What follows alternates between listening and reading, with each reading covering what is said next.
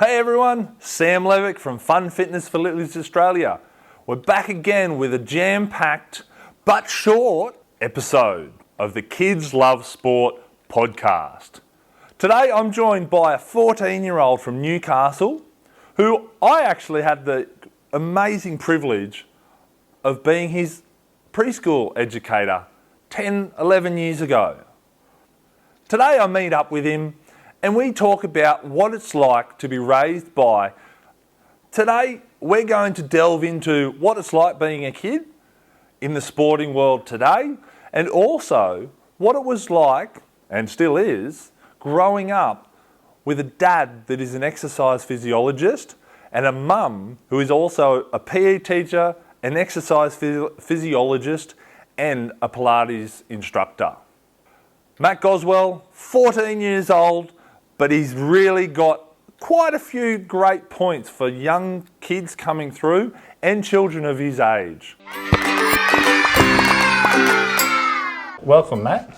Thanks for having me on the show. It's nice to finally see you after, 10 years? Yep, that's it. It's been a while, and now Matt's taller than me, which is quite a weird thing at only 14.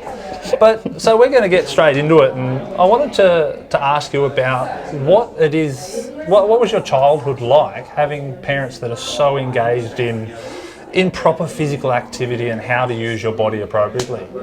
I don't think it was really too much different, besides the fact that I knew not to do anything like weights or anything I don't really need to do. I was just an active kid, did what I wanted really. Yep. Chose to do a sport, they'd go, righto, we'll do it.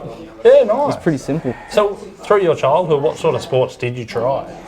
Oh God, there's a fair few. Yeah. Started off, I think gymnastics would have been one of the first ones. Did that for 5 or 6 years. There was tap dancing, did that. Golf, still do that. Yep. I think I did ice hockey for a little bit in there, just because, why not? But then that was in the morning, so a bit too lazy for that. And then recently rep soccer. Yeah, okay. So you've got some very core-focused activities there with gymnastics, tap dancing, even the ice hockey, I guess, it needs good core control.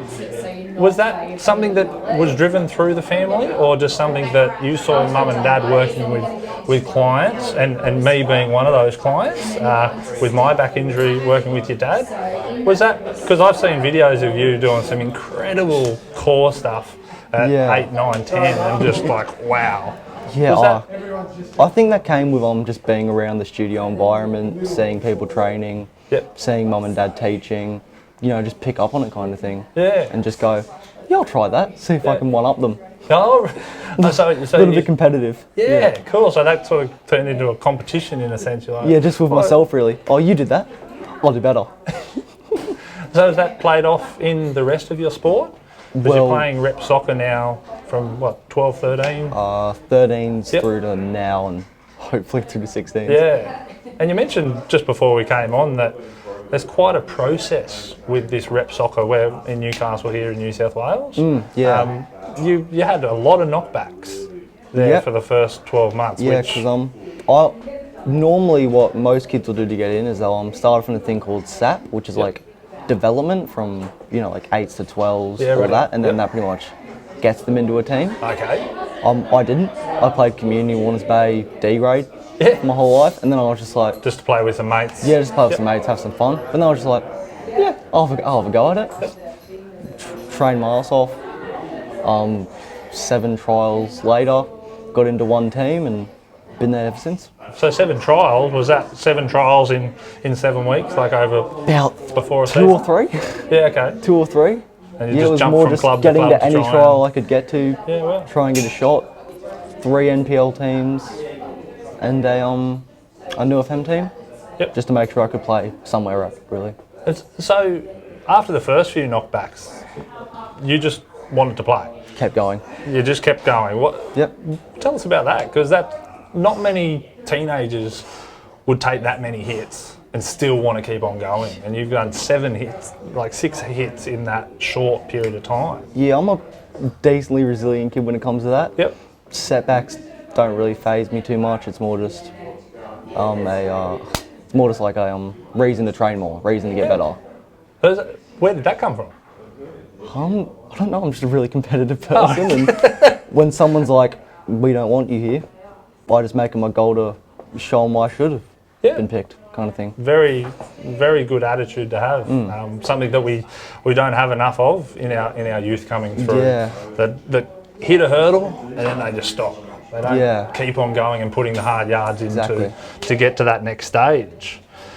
So you obviously started, I guess, in a not necessarily team sports from a young age, quite individual based.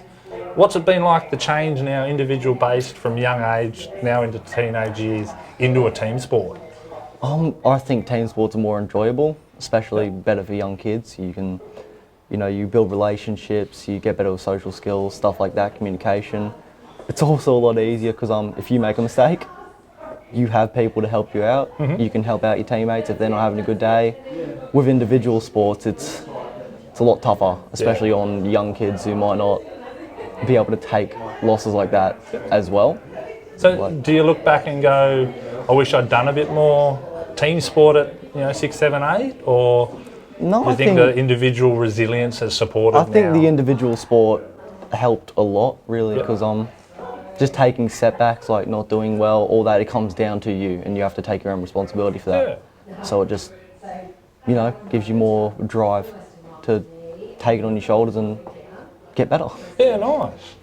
So over the last it's probably been quite a few years now, golf has been quite a sport for you. Yeah, and you and your dad have actually been able to really enjoy that together. And are you on the same handicap yet, or? No, but I can confirm I do hit it further than him. Okay, you've got the biggest drive. Yep, fair call. But how's that been? Because that's obviously a great bonding experience to be able to play sport with your dad. I've gotten to play hockey and cricket with my dad, and I know how much that meant not only to me but also to Dad. Yeah. And you guys, was it late last year you went into a competition up at the Hunter Valley there? I think it was late last year, round about, doing the V-Dub Scramble. Yeah, that's just it, a team comp. Yep, we have a go at that each year, hoping we can make it sometime. So golf, you're obviously not too bad at it. Unrefined, but... Unrefined? Okay, that's a good way of looking at it. Could be better, but have a good template to work with, considering I really just play when I get the chance, no practice, it's just a off-season kind of thing. So it's more of a fun... It's more of a fun thing I do when the soccer's not on. I played 5 times last week. Just because, school holidays. Just because no training, school holidays, why not? Yep. So during the season, once you get into the soccer season... It slows down a lot. I might play once every fortnight. Yeah, right. Just because, more focused on soccer, because that's hopefully a potential career. Potential career? Yeah. Golf's not a potential career? Post-retirement career, maybe. Post-retirement. So you'll be in the veterans... Exactly. Whatever they call it. Grand Slams. To be honest, I don't know what they call it either. Yeah. So that's fascinating talking about that and how you've actually already at 14 got a hobby sport. Most kids are out there being super competitive at every sport they do and going, I want to be a rugby league player, a tennis star, and they aren't just out there having fun. Does that provide you more, hunger for soccer? Because you've got an ability to take yourself away from competition, and then when you get to soccer season, we're on. Yeah, it's good. I think it's more just I have time where I just want to relax, just go out for 4 hours, just have a swing. Not always relaxing if you're having a bad day. Yeah, when you go through the trees of Charlestown. Exactly. That's a bad experience, that is. But no, it's more just being able to pull yourself away from it and just reset yourself, getting ready for soccer and any other competitive sports that you do. Yeah, awesome. What's mentally, soccer and golf, quite different. Not only the individual to a team, but what was that? What's tougher? I know it's from golf. Yeah, what was that? In soccer, if I play a bad pass, it doesn't really affect you much. Yep. I can recover, we can get back into it. If I hit one 20 metres over to the left in the water, that can pretty much be my day gone there. And it's not always great to come back from. I remember in the club champs, which is like you play for a spot on the board in the clubhouse, put a chip onto the green, bird took my ball, no one saw it, had to take the drop shot and play it from where I was. That was horrible. But it's more just, getting to bounce back, learning all that stuff, it helps. A lot in team sports where it's not as crucial, means you can do it better, really. So you find you're able to relax a little bit more on the soccer field because of what mentally you go through on a golf course? Yeah, that'd be a good way to say it, It just gives you the resilience, really. Yeah, nice. You know, I can recover from this.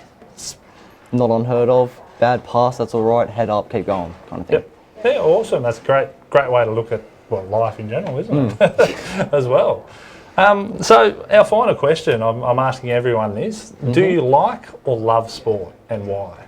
I'd have to say love.